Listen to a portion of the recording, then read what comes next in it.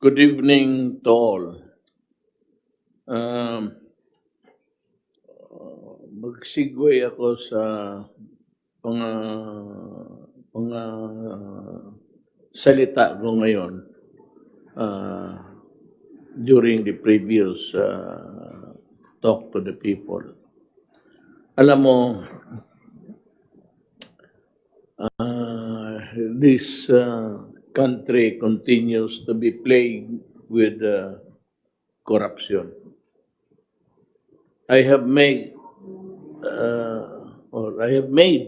a pledge to the people of the Philippines na yung oath of office ko, part of it really is to protect government interest.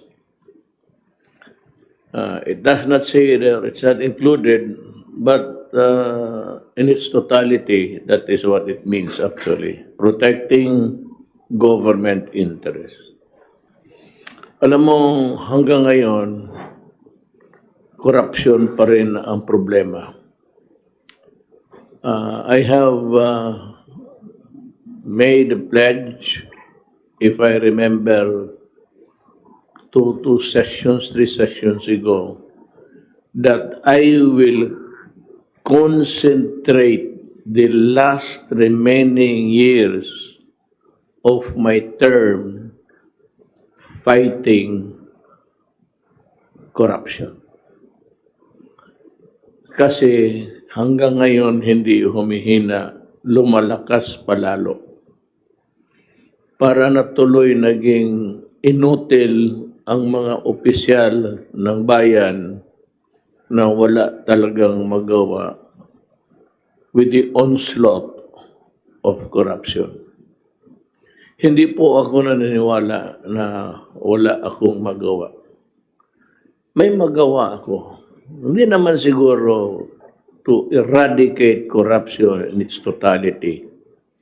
But I think kami, cabinet members, dito sila nakikinig, in our own, not small, but in our dedication, we would come up a very strong stand against corruption. Eradication may be a part, but not all. Pero talagang hihirit ako. Ang una kong sabi ko, yayariin ko kayo yung sa PhilHealth. At tinutuo ko talaga. Marami na ngayon sa kanila na tinanggal. Yung iba nag-resign. But let me remind everybody in this government na your resignation will not save your neck. Alam mo bakit? You are not allowed to resign if there is a pending case against you. Mag-resign ka man, hindi ka mag-report, but then you would be summoned or subpoenaed, not because you are already out of government, but because for all intents and purposes, you are still a part of government. You are not allowed to resign to escape liability. Kasi nakita ko sa PhilHealth, puro resignation dito, resignation doon. Sinasabi ko, well, maganda man yan para makatulog ka siguro. Hindi ka naman mag-report ng opisina. But if you think that it would save you from criminal prosecution or administrative because you are still considered an employee, that resignation will not help you at all. Let us be clear on that. And this is my second call for a total campaign against corruption. Yung task force na nabuo ko, puro man abogado yon, puro engineer, puro doktor. This time, we will look into every department. But upon my request, BS, to focus sa corruption sa DPWH. Let me state here and now that I have nothing against Secretary Villar. He's one of the hard-working at maraming accomplishments si Secretary Villar. But you know, accomplishments alone, to me, should not suffice. Laparo na sa akin. Hindi na ako Secretary Villar because it's not his job to be running after crooks. But it behooves upon me to see to it na itong corruption mahinto. Kundi, at least maputo na ng konti. So, we're expanding the investigations sa corruption sa agriculture with special focus sa DPWH. And at the same, I will order your suspension. I need not go to court. Sabi ko nga, itong presidency, hindi naman inotel. Kasi kung inotel ako, aalis na ako dito. Ibigay ko na sa iba. So, huwag ninyo akong lukuhin. Kung naging inotel man ako noon, maybe we were too busy looking for money. Ngayon na may kunting may maipakita kami sa inyo. A small dent in the infrastructure setup of Manila, and it will improve tremendously the traffic congestion. Okay na sa akin yan. And I will allow the secretaries to continue with their the projects. They will still have my full support. But ang focus ko nga, the office of the president itself will be against corruption. So, in the coming days, expect to suspension,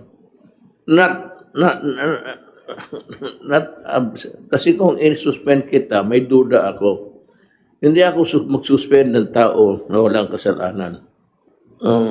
It will be expanded with relentless energy. If need be, kukuha ako ng marami pang abogado. Total, ilang buwan na lang yan. Buwan na lang yan. But to the very last day, may isuspend pa ako siguro ng mga empleyado. Now, that is very clear. I do not think that you will receive the message equivocal. It has only one impact. I have here so many things to read. Ganito yan eh. Yung mata ko, hindi na masyado maganda. And I read the 168. Ang 1.6, may point pala yun.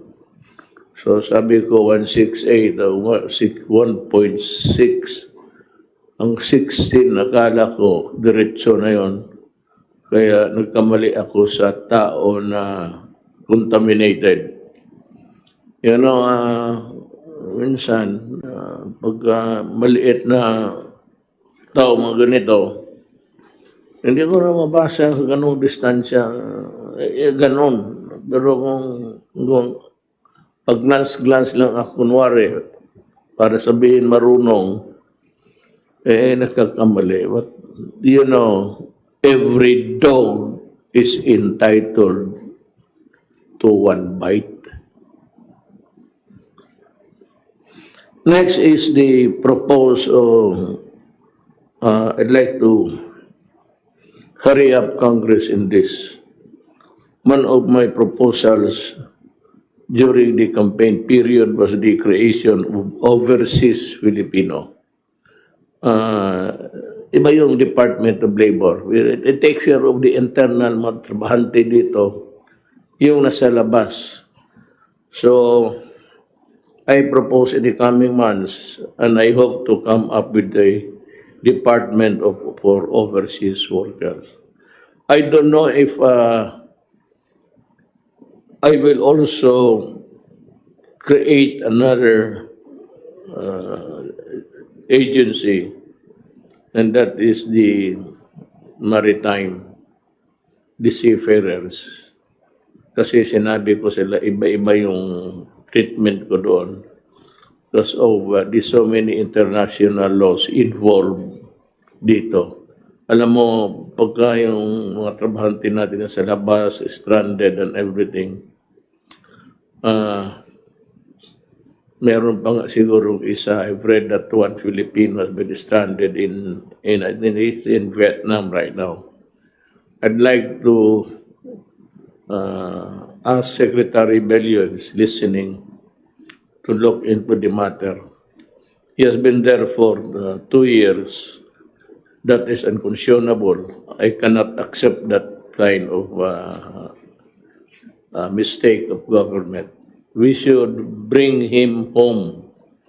No Filipino should be left stranded like a person with no nationality. Tignan mabuti itong problema na to at baka ma-solve kaagad. I hope the Department of Labor would take this suggestion seriously.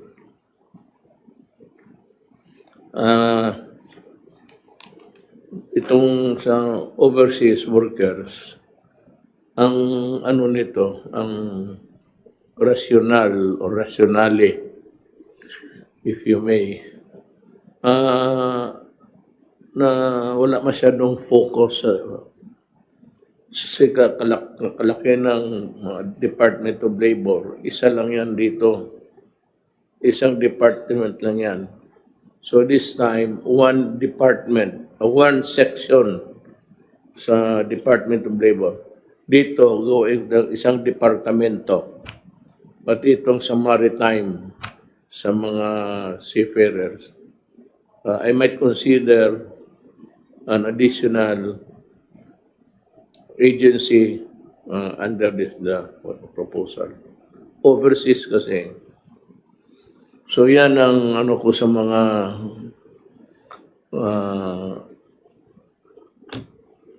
kababayan ko na naghihirap sa labas, that there will be a more thorough review sa policies for your protection, and that somebody should look after you. It might not really be perfect, it might not really be as good as one would expect initially, but it would improve later. And so I would have to create this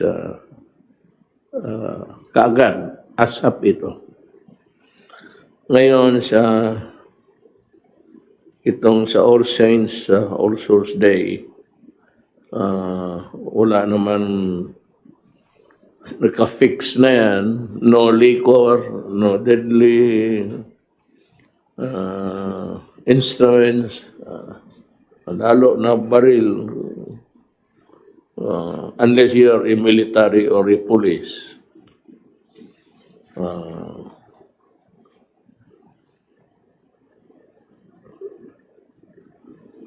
Sana expect a peaceful celebration of the All Saints Day and the All Souls Day. Yung importante pang isa, vaccine. Meron akong nabasa sa newspaper There was this meeting between Sinopharm. I'm not sure, but it was a pharmaceutical of China na hindi natuloy yung pag-meeting nila because the Chinese counterpart probably did not have any good understanding with this partner. And so they decided to back out. But let me tell everybody that hindi kami maghingi. We will pay. So, maganda sana government to government ang transaction. Walang corruption, wala lahat kasi government to government. I'm offering it to China kasi meron na sila. As I have said earlier in the days that followed the COVID contamination, sinabi ko na expect China to come up first because I believe sa Chinese expertise and knowledge.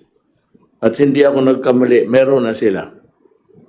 So, to the Chinese government and to the people who are really parlaying the vaccine, you need not look for partners. We can make it government to government, and I will pay you. Wala nang kasi Secretary Duque is here. Good evening, Mr. President. I'll give you enough time to explain what this is all about. I just want a clear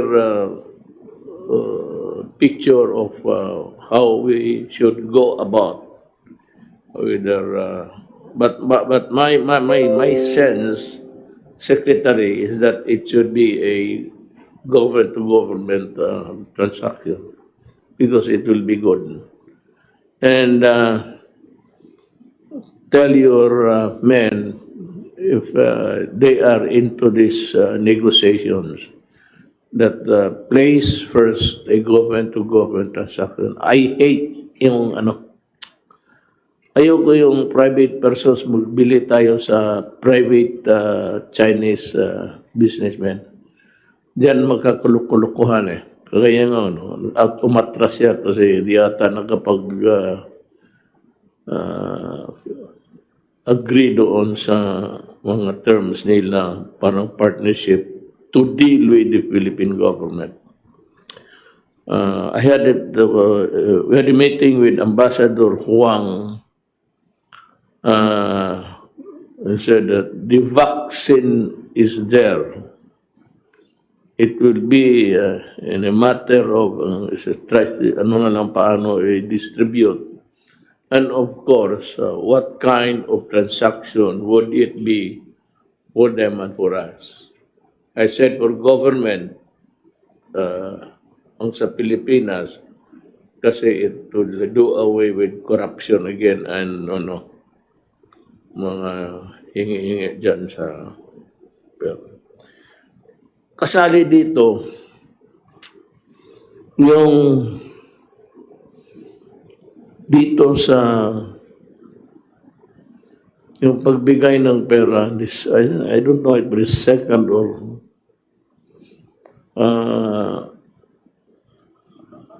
as I have said before, the money for assistance and help na maibigay sa tao should be formulated and implemented by the task force.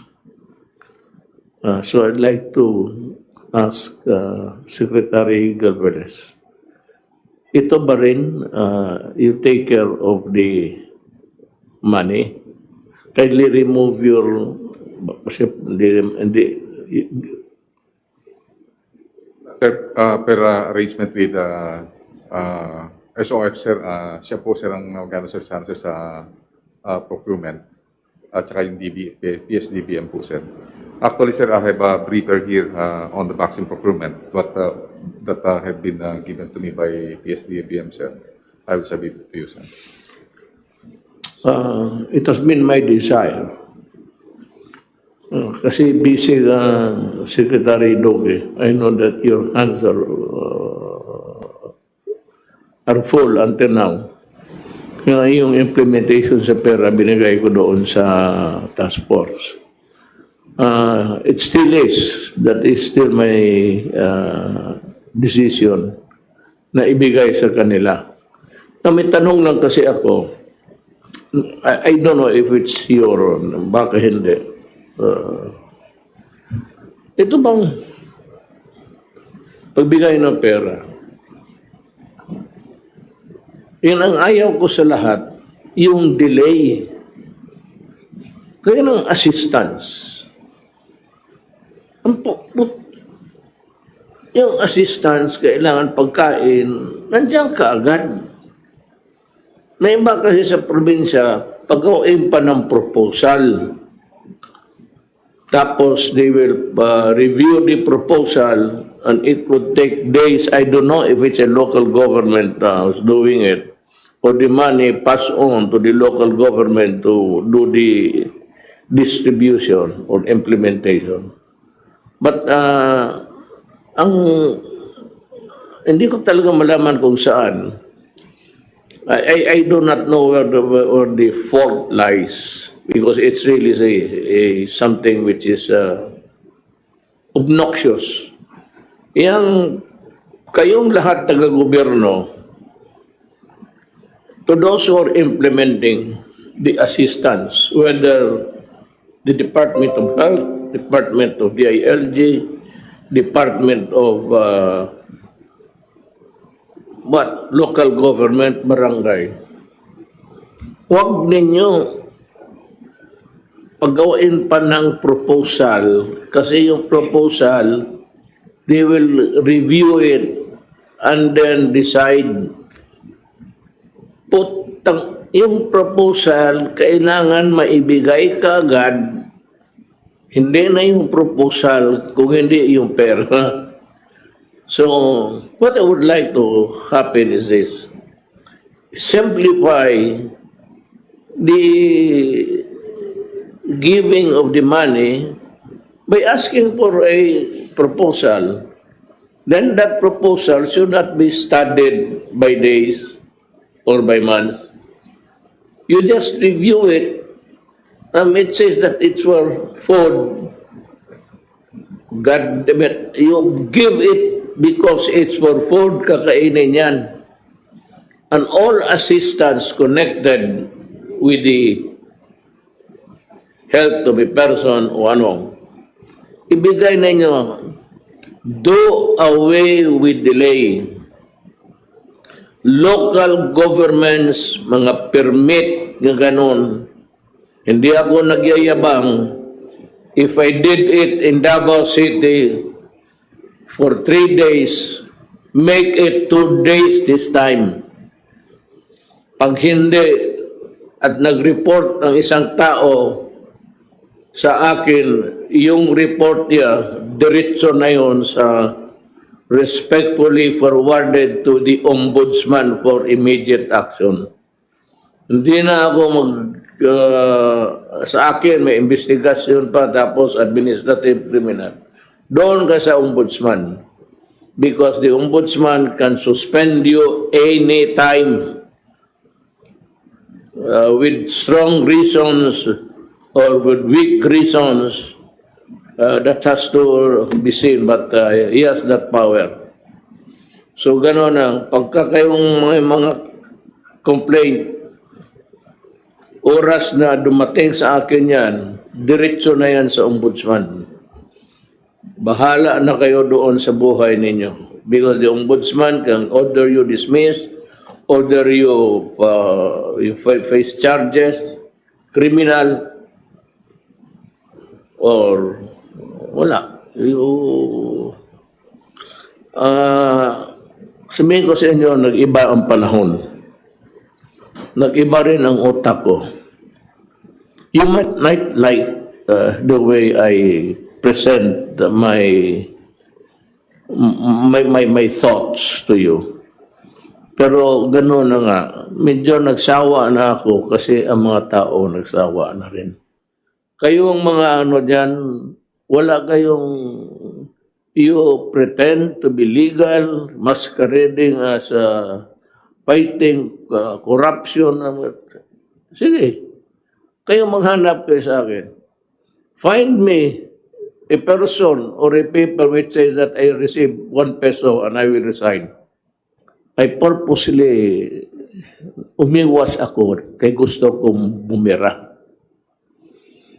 Kasi kung nagloko ako, hindi ako, papigilan ako kasi may but of the matter is that you are also corrupt. So iniwasan ko yan. Ayaw ko makipag-usap ng negosyante. Wala kayong makuha sa akin. Wala akong papel na pinirmahan na transaction sa gobyerno. Lahat ng kontrata begins with Galvez and ends with Galvez. Yung mga ano sa pisina niya. And yung mga health, mga transaction, it begins and ends with Secretary Doke. But mind you, Secretary Doke was not a part of PhilHealth. As a matter of fact, he was not even reporting. That's why yung Congress sabi niya, suspend si or out Doke. I said, for what? Kasi nauna kami sa amin galing yan eh. So binasa ko, what ground would I base my decision? Would I just obey the cry of 1 million as against my assessment na si Doke walang nanakaw kung pera ang pag-usapan? Maybe some other things. He might be some other things, but corruption, pera wala. Kaya wala kayong makuha sa akin. Lahat na puro milyonaryo yan. Sekretary na yari ng Marco Polo yan. Labo. Do not invent a sin against me because I have painstakingly avoided being a corrupt. Tagal ho akong fiscal, tagal akong mayor, 23 years sa Davao. Wala akong sindikato na isamahan. Because that is what my father said to me. My father was governor of Davao noon. Told me what? If you want to go to politics and if you want to remain there for a time, stay clean. Stay clean. Yan ang sinasabi ko kay Inday, pati kay Bro. Huwag kayong pumasok ng sumubra, especially si Pulong, sa account siya ngayon, sa committee. Be sure to account for every money to the last centavo para ang tao lang masabi. Inday, wala yan. Talagang hindi mo ano yan. Babarilin ka pa niyan. Yun lang man siguro. Napalabas ko na yung galit ko. Basta ito, ha? Basta ito. Yung sa mga tao. Dalian ninyo. Huwag mo na akong bigyan yung may proseso pa ito. Tapos proseso mo 1 buwan. Dan ay 1 taon. Pabalik-balikin mo yung tao. you will be given only, hindi pa lumabas ang ano eh. I'm waiting for somebody to join us together with Secretary Guevara. Magawa kami ng parang code of yung ilang araw lang, yung mga the days that you are only given to act on a certain matter. You know what's really wrong? It's because some of you are indolent and lazy. At hindi ninyo tinatrabaho yan. Hindi kayo if you are not asking for money, then obviously you are not doing your duty. Initially I was banking on that was just shooting the breeze with the people, but actually with the sense of urgency. Now I mentioned China and Russia. All options are on the table. The one that will give us the best interest for the country will be chosen. But I leave it to since he's going to pay, I will listen to Sani kung siya yung magbayad eh. Pag wala ibayad, siya yung makulong.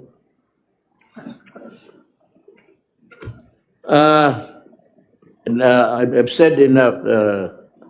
Let me just read for everybody. I hope that all government workers, officials are listening. This is a memorandum from me, the President, to Secretary Bernardo I. Guevara, Department of Justice. The subject is investigate of allegations of corruption in the entire government. Lahat. Ito, further to the directive issued by the Department of Justice, DOJ, through memorandum from the President dated 7 August 2020 to organize a panel to investigate allegations of corruption in the Philippine Health Insurance Corporation. The DOJ is hereby directed to investigate allegations of corruption in the entire government. Lahat na. Kuridas ito. In pursuit of this directive, the DOJ shall have the authority to decide which allegation to investigate, taking into consideration the gravity thereof and their impact on the delivery of government service. It may create as many panels as it deems necessary to adequate and may invite or direct other bodies and agencies of the government to assist or be a part of such panel. The DOJ shall prosecute and file the appropriate charges against all those involved in the anomalies investigated, whether against government or private person, as may be warranted by the evidence gathered subject to applicable laws and rules. The power and authority of the DOJ under existing laws and previous directives to investigate the commission of crimes and prosecute violators shall not in any way be diminished by this directive. This directive shall remain in effect until June 30 of 2022, pag alis ko, unless sooner lifted or revoked. Why should I revoke or lift this good order for immediate compliance? Huwag kayong, you might have the notion na, well, the ombudsman is the pinaka number one. Ideally, you go to government, yung malalaki, yung malaki yung pera, diretso mo na sa ombudsman if I were to have my say. Pero ang gobyerno, ang presidency can investigate, can send you to prison. Kaya nga, kung ang prosecution nito is the ombudsman ultimately. But pagkaakyat kasi nito doon, may recommendation na. And if the ombudsman will says that it's a well-studied complaint, then obviously you are going to jail. Ang mahirap niyan, ang mga anak mo mapahiya. Pamilya mo mapahiya sa ganitong, kasi ipapublish ko talaga. Sabi ko, yayariin ko kayo. Yung PhilHealth wala na. Skeletal ang remain. Talagang hindi ko bubuwagin yan because hindi madali na it's not easy really to create another one. But I think by this time marami na kasi na-suspend. Again, do not try to resign to escape culpability. That ain't accepted dito sa gobyerno. You cannot resign when you have a case pending. But finally, dito sa, balik na naman tayo dito sa figures. Hindi ko naman itong figures. Magkamali na naman ako dito sa, I said, for the third time, every dog is entitled to one bite.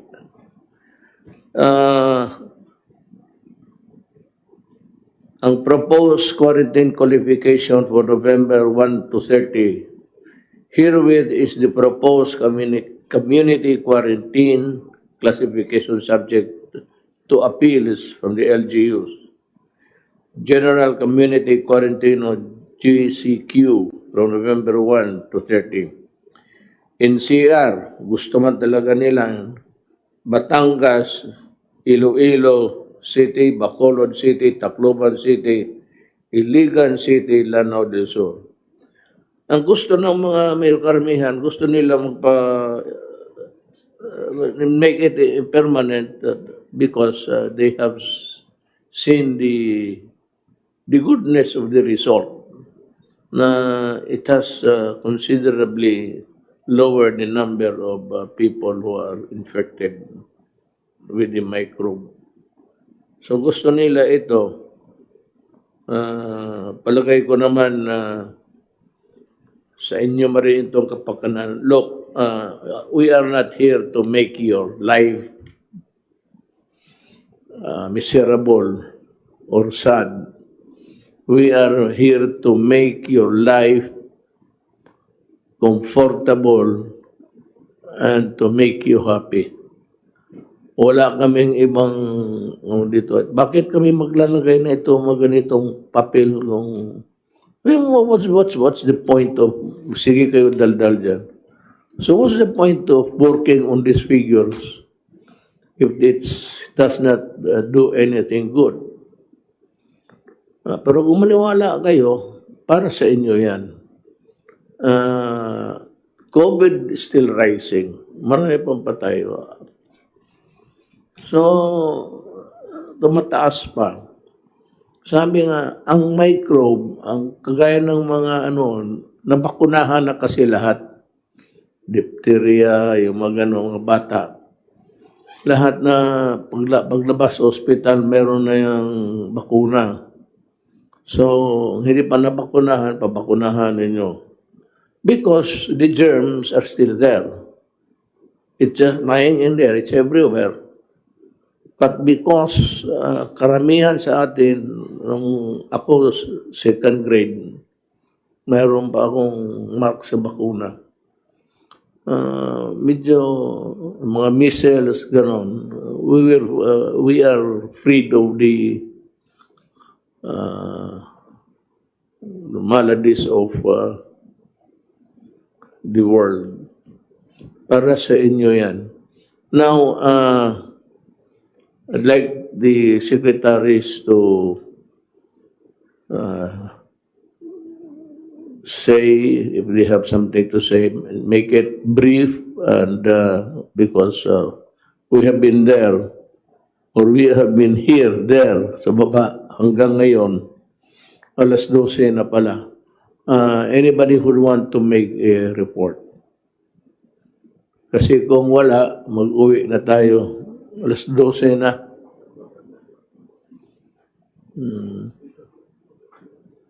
Wala. Sige.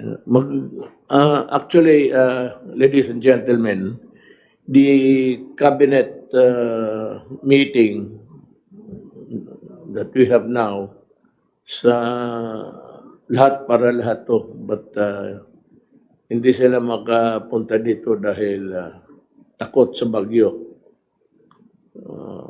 Kasi mag-take off yung eroplano nila, na. Maraming bakanting kabinet. So, I can understand. I will not also allow them to fly if it's dangerous. So, I can understand. Ang nandito lang sa atin ngayon, in front of me is Secretary Galvez and Senator Bongo. Senator Bongo is interested in everything that concerns the welfare of the Filipino people. And that goes for everybody in the cabinet. Yan lang ho. Sabihin ko sa iyo, I had a hard time convincing these people to join the cabinet. Either it's Anyo or ikaw, Charlie Galvez, Sunny Dominguez, ayaw. Ayaw nila kasi ayaw na magulo ang gobyerno, na madimanda ka na. Pero, you know, I said, now is my time. So it's your time to serve the country. Kung wala na kayong mga military, ang pabata pa ninyo, lugi ang gobyerno sa inyo. You retire at 56 years old and I'm still paying you good money kasi may retirement pay. Trabaho kayo.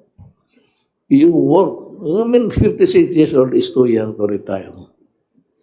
And I'm also scouting for others.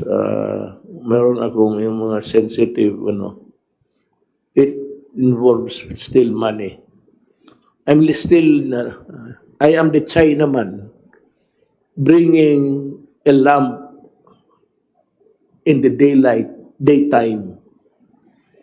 Tapos tinanong siya ng kaibigan niya, why are you bringing a lighted lamp when it is daytime?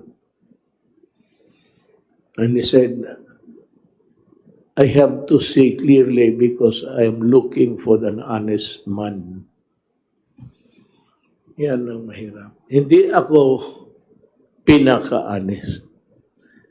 Ilang beses niloko ko rin ang mama ko, papa ko, alawan, sabihin na wala, na snatch, na pickpocket ako. Pero I played my game within yung maloko ko lang, lalo na nanay ko noon. Sabi ko, dito pag-aral ko sa Maynila. Natalo sa Hayalay. Natuto akong aga ng Hayalay. Putang. So, on August, sabi ko nga, talan mo ako ng tuition kasi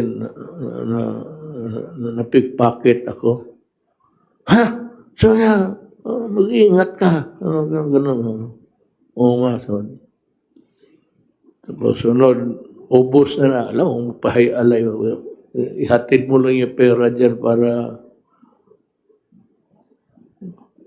tapos wala ang pera ko. Nakalimutan ko na hindi ko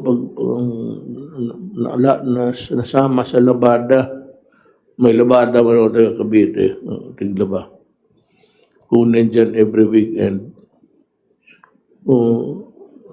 hindi naman nabalik yung pera. Wala man daw pera yung funds ko. Sabi ng nanay ko, ikaw, hindi mo ako niloloko. Sabi ko, hindi ma. Padala siya pera. For the third time, sabi ko, ma, ang pera ko nawala sa dormitoryo, may nagnakaw, sabi ng nanay ko. Let's check ka, Rodrigo, umuwi ka na dito para matapos ng perdisyon mo. So, we cannot, I'm not, hindi ako binabandira ko sarili ko, honest man ako. May mga, ano ako, pero limitado doon sa, yung kaya mong lukuhin. Kaya ang gobyerno, kaya mong lukuhin, paano? Nandiyan yung ombudsman, nandiyan yung auditing office. So, I have said enough. I don't know if it is really, I go overboard. But I would just say, may you have a safe celebration of the All Saints Day. And just follow rules. It's for your own good. Maraming salamat po.